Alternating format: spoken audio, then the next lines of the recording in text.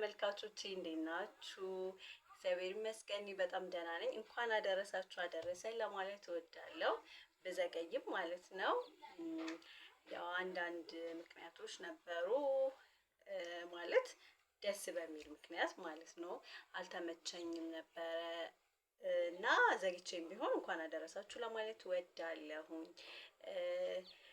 በዓሉ እንዴት ነበረ? በእርግጠኝነት ሁላችንም ጋር ያው አሪፍ ነው የሚሆነው። አንድ ላስታውሳችሁ የምፈልገው ነገር አለ። እሱ ምንድነው? ጾም ላይ ነበርን አይደል? ለሁለት ወር የሚጠጋ በዛ ጊዜ ጸሎት፣ ስግደት እንደገና ደግሞ ሃይማኖታችንን ለማወቅ የተለያዩ መጽሐፍ ቅዱስ ሊሆን ይችላል ብቻ የተለያዩ ነገሮች እናነብ ነበር ብዬ ተስፋ አደርጋለሁኝ። ያው እኔ አረግ ስለነበረ ማለት ነው። እሱን እንዳናቋርጥ እንድንቀጥልበት፣ ጸሎታችንንም እንድንቀጥልበት ጾም ተፈቷል ብለን እንዳንዘናጋ።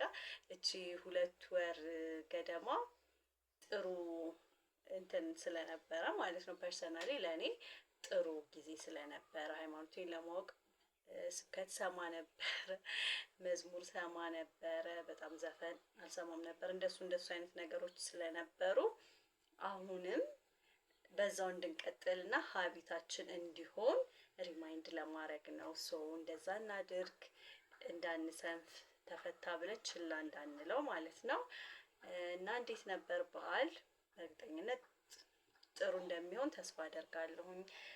ስለምትሰጡኝ ማበረታቻ ደግሞ እውነት በጣም ነው የማመሰግነው።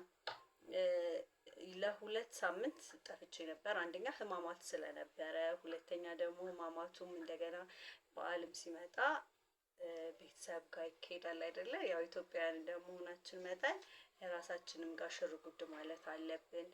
እንደገና ድካም ይኖራል፣ እረፍት፣ እንደዚህ አይነት ምክንያቶች እንትን አላልኩም ነበረ። ሰርግ ምንም ብቻ በዛ ምክንያት ዩቲዩብ ላይ አልገባሁም ነበረ። ነገር ግን ሰብስክራይበር እየጨመረ ሲመጣ ኦኬ ምንም ማለት ጀመርኩኝና በጣም ነው የማመሰግነው ስለ ቀና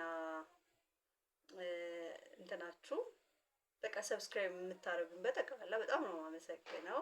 ወዳችኋለሁ። ስለምታበረታቱኝ፣ መልካም ስለሆናችሁ እግዚአብሔር ይስጥልኝ ለማለት እወዳለሁ። አመሰግናለሁ። ወዳችኋለሁ።